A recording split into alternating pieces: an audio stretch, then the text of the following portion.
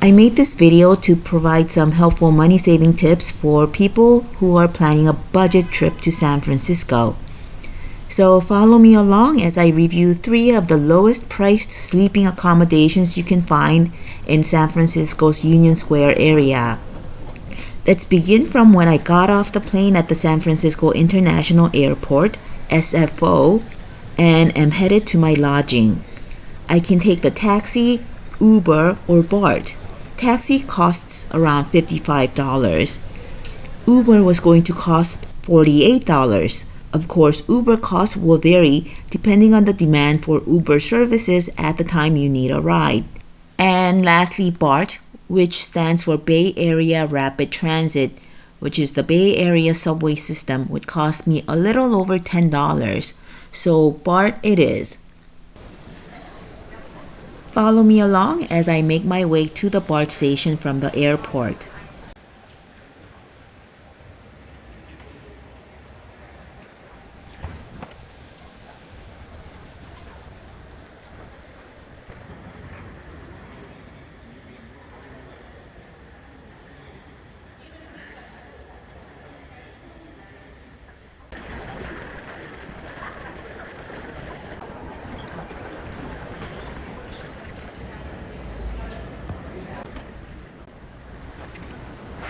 To get to the BART station, just hop on the AirTrain Blue Line that will take you away from the airline terminals to different parts of the airport, such as the parking garage, parking lot, car rental center, and so on. BART station. Now I'm going to buy a BART ticket from the machine. The cost for a BART ticket would depend on the distance that you need to travel. And to get to the Powell Street stop, which is a short, easy walking distance from the Union Square, the fare is $10.55. The ticket is not a paper ticket, but a reusable plastic card that they call Clipper card. You load money onto the card and keep reusing the card. The cost of a new Clipper card is $3. So the total I need to load on the card for a ride to the Powell Street stop is $13.55. First, swipe your credit card. You see that the default amount that your credit card will be charged is $20. Folks who will be riding the subway or the bus a lot may want to increase the amount to more than $20. I don't plan to ride the subway again during this trip, so I want to load the exact amount, and I'm going to adjust the amount that my credit card will be charged to just $13.55. These buttons on the left let you adjust the amount up or down in dollar increments and in 5-cent increments. Click on the button to issue the Clipper card. And I've got my Clipper card. You can see on the map here that you can take either the red or yellow line BART train from the airport to the Powell Street stop. You tap the Clipper card to the reader at the entrance gate to get into the station.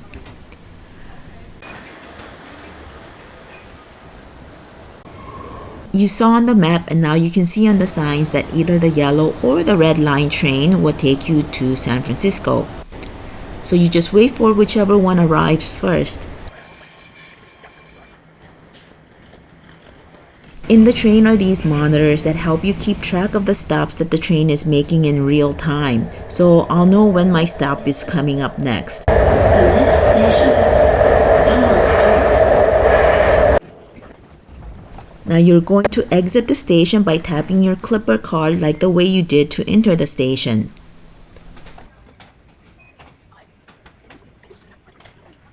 Now I'm outside the Powell Street BART station and will walk to my first hotel.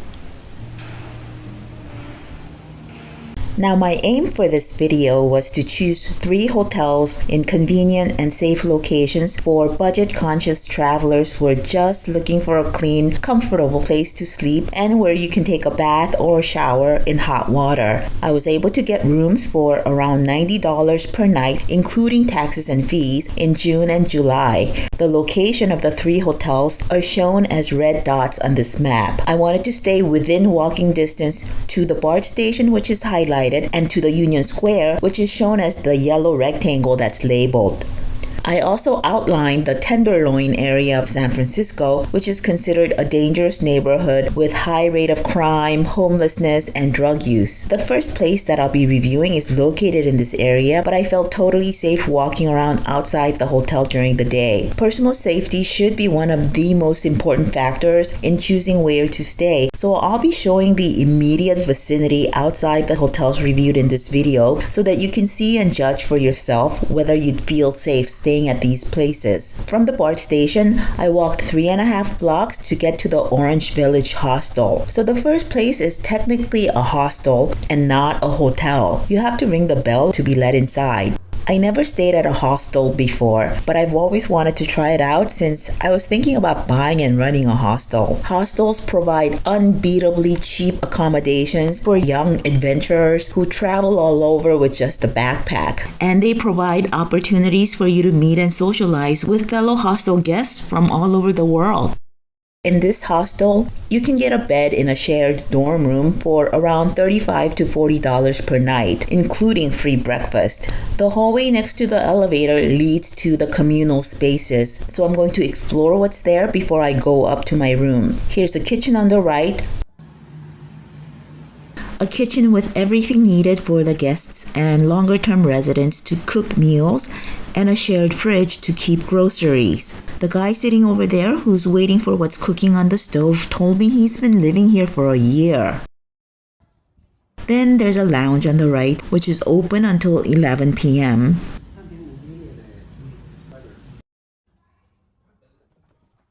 And then a pretty clean bathroom at the end of the hallway.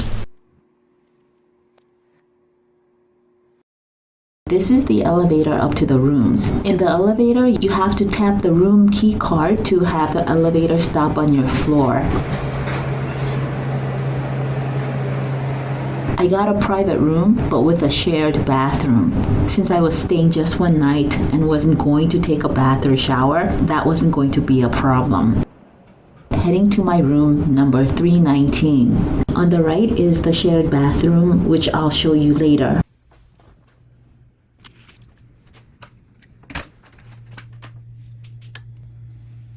This room is nice size and clean. I love that it smelled clean. No foul odor of any kind, just clean air.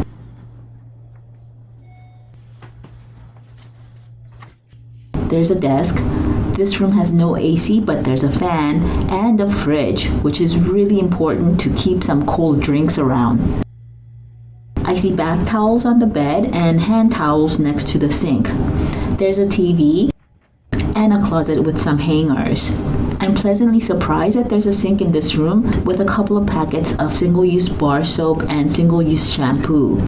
I'm sure most guests wouldn't bother opening the curtains and looking out the window, but some viewers might wonder about the view, so here it is. There's nothing to see here except dirty windows. This is the shared bathroom across from my room.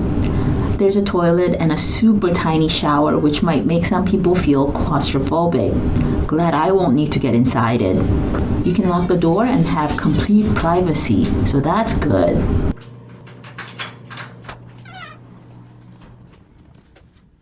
What will keep me away from this hostel is the bed.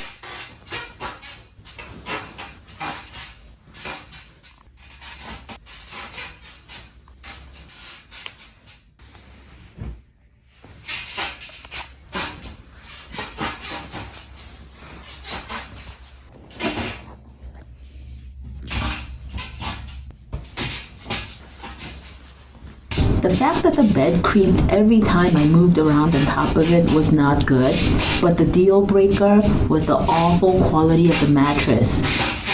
I couldn't believe that I can squeeze it down flat with just one hand. This is the flimsiest bed and the most uncomfortable mattress I've ever slept on. I would give this 2 out of 10 rating. It might be totally fine for someone in their 20s, but if you're middle-aged, then you're going to wake up with a backache. The next morning, I decided to get some free breakfast before checking out. During breakfast time, they opened up the wall between the lounge and the kitchen. You can make yourself toast, have cereal. Is this hot water or coffee? Okay, so coffee, milk, and orange juice. you can make waffles. Somebody's waffles burning. It's fine, it's not burning. Oh, You can have bananas and yogurt. I decided to make myself a waffle, get half a banana, and since I couldn't choose between peanut butter and Nutella, I decided to spread peanut butter on one half of my waffle and Nutella on the other, and top the whole thing with banana slices. That was pretty tasty. But what looked like orange juice turned out to be an orange colored drink that wasn't tasty. Now, I'm going to show what the block of O'Farrell Street on which this hostel is located looks like. I'm standing at the entrance, and this is the view to the left, front, and to the right. I'm now standing at the corner of O'Farrell Street and Jones Street, and I'm going to walk down O'Farrell Street towards Taylor Street.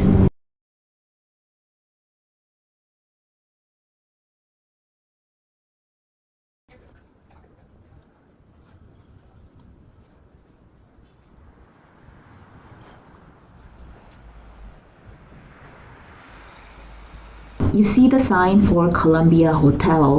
That's because this place used to be Columbia Hotel before new owners converted it to a hostel.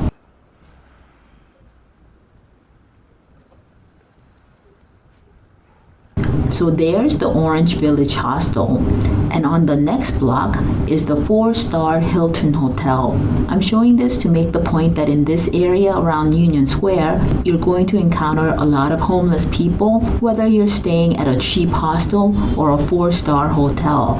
In summary, this hostel might be fine for a young traveler on a tight budget who wouldn't mind getting just a bed in a room that you have to share with random strangers. But if you want a private room, this hostel is actually more expensive than better hotels in the area.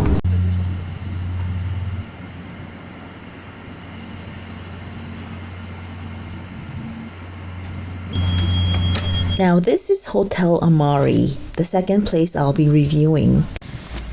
The amenities in Hotel Amari include a lounge with a vending machine. I love it when there are vending machines in a hotel because you don't have to leave the hotel to satisfy soda and snack cravings, and it's cheaper than a minibar. There's a public bathroom in the lobby, but I didn't look inside.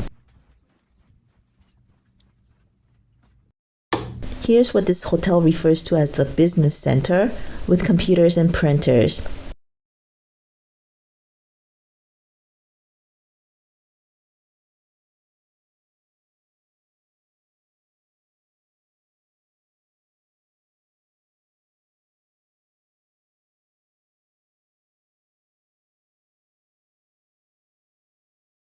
And lastly, here's what this hotel calls the fitness center.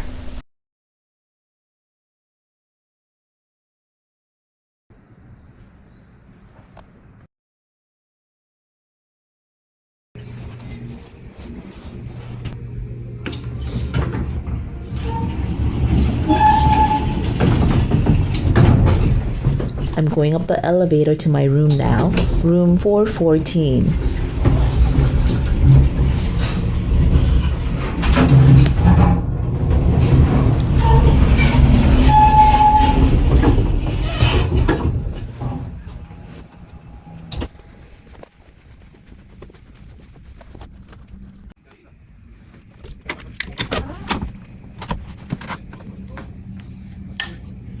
It's a nice sized room with traditional decor.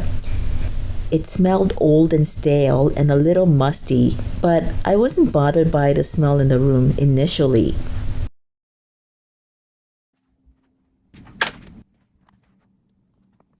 The bathroom looked clean with a normal size shower.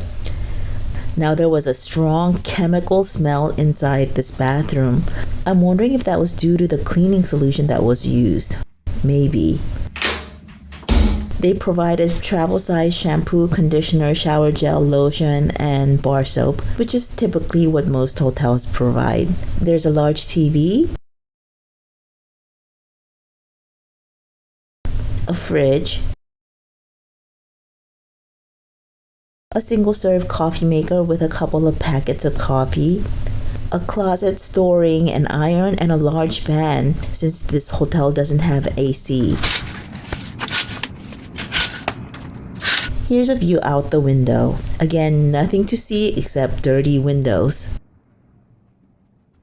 This bed was a little better than the one in the hostel, but only a little. I would rate the mattress 3 out of 10 at most. When I lay on top of the bed, my body sank into the mattress, but not in a good way. Not like sinking into a cloud mattress, but more like into an old, low-quality mattress that had no support. So it was quite uncomfortable.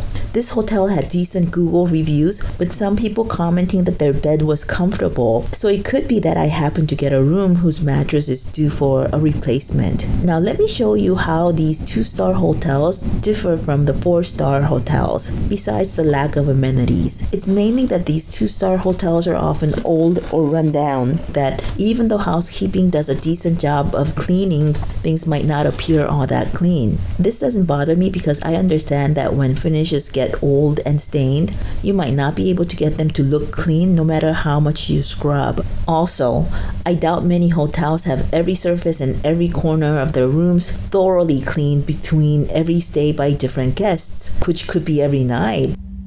Now, in addition to the chemical smell, there was sewage smell coming from the bathroom, which was quite noxious. I closed the door to the bathroom, which made the air in the room get better, but then the smell got really concentrated in the bathroom, which made my stay in this hotel room really unpleasant. Maybe the sewage smell problem affected only this room. Maybe it was a temporary thing. But I'm never coming back to this hotel because with my luck, I might end up getting the same room next time. This is what it looks like just outside of the hotel. This hotel is located on Sutter Street, and I'm walking up Sutter Street westbound towards Taylor Street.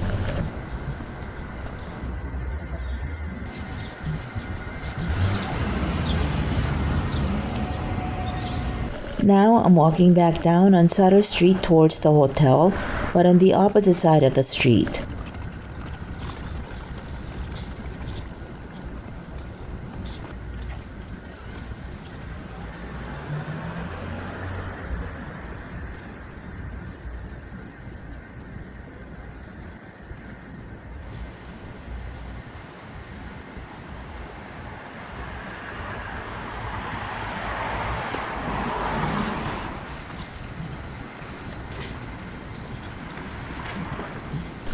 Now I'm at the other end of this block at the cross-section of Sutter Street and Mason Street. You can see Hotel Amari over there. And I'm going to turn right at Mason Street and walk down south 1 block. And here's the 4-star JW Marriott Hotel at the end of this block. Again, I just wanted to point out that these 2-star hotels are in the same great convenient locations as the fancier hotels. Now we are at the Union Square Plaza Hotel, which is the last hotel that I'll be reviewing. The lobby of this hotel is tiny, even though the mirrored walls on opposite sides make it look a bit bigger. There are no places to sit in the lobby near the door. You have to go into the hallway where there are 2 chairs. The amenities in this hotel include filtered water and hot water. That's it. There's a bathroom for employees that you can use when you're in the lobby.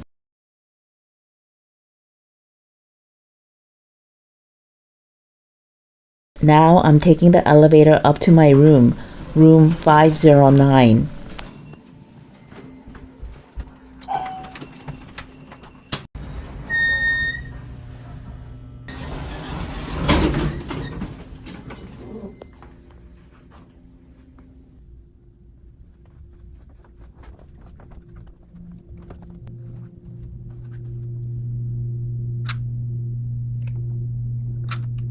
This is a good sized room. It was satisfactory in terms of cleanliness, but the room had this smell that I would describe as cheap cosmetic smell, and I realized later that it was coming from the soap they had in the room. There's a TV, a mini fridge, which is always nice to have in a hotel room, a desk, a closet where there's an iron and a large fan, just like the previous hotel. By the way, none of these budget hotels had AC, but the rooms never got unbearably hot. That's because San Francisco doesn't get really hot even during the summer. When I was visiting last month, there was a heat wave in the Bay Area with temperatures in Oakland and nearby cities reaching high 90s, but San Francisco stayed in the 70s. This is the bathroom with a shower and a bathtub. The bathtub may look dirty, but it's actually just old and stained. I believe these stains are caused by non-slip rubber mats like this one. Instead of providing travel-sized toiletries, this hotel provides shampoo, conditioner, and liquid soap in dispensers. These would be great to install in short-term rental properties, which I'm thinking about getting.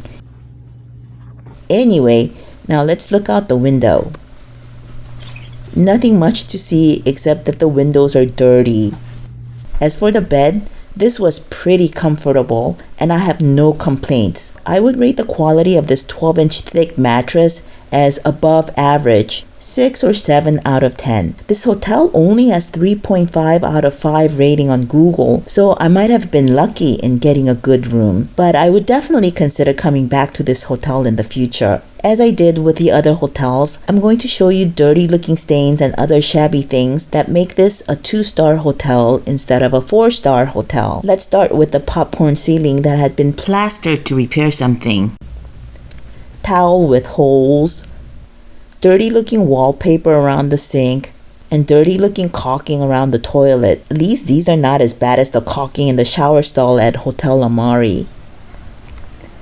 This hotel is located directly in front of the Tony Remby Theater, which used to be called the Geary Theater, and the Current Theater. This is the view from the hotel entrance. Now I'm at the intersection of Taylor Street and Geary Street, and I'm going to walk down Geary, headed east towards the Union Square, so you can see what this block of Geary on which the Union Square Plaza Hotel is located looks like.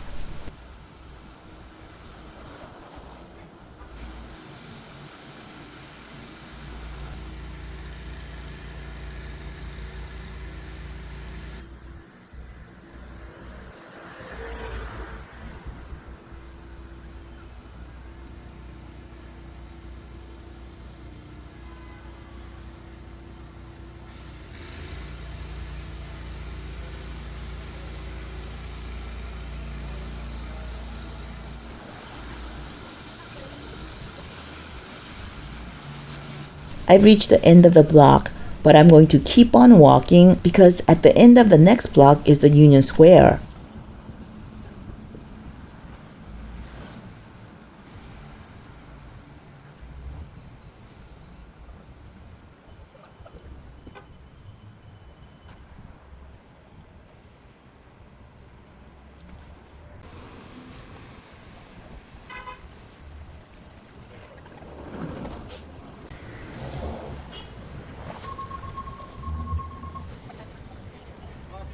So, while you're seeing what the view from the Union Square looks like, I'm going to share my thoughts on these budget hotels. I think they fit the bill for folks who simply want a clean place to stay for under $100 per night and couldn't care less about luxuries or amenities. All the hotels were in very convenient locations, and although they were old and could use some upkeep and recaulking, I think housekeeping did a decent job in all 3 hotels. I did not get a comfy bed except at the Union Square Plaza Hotel, so I'm now thinking that the condition of your room, including the bed at these 2-star hotels, could be based on luck of the draw, and the lack of consistency in the quality of the rooms might be par for the course. I hope you find the information in this video helpful, and thanks for watching.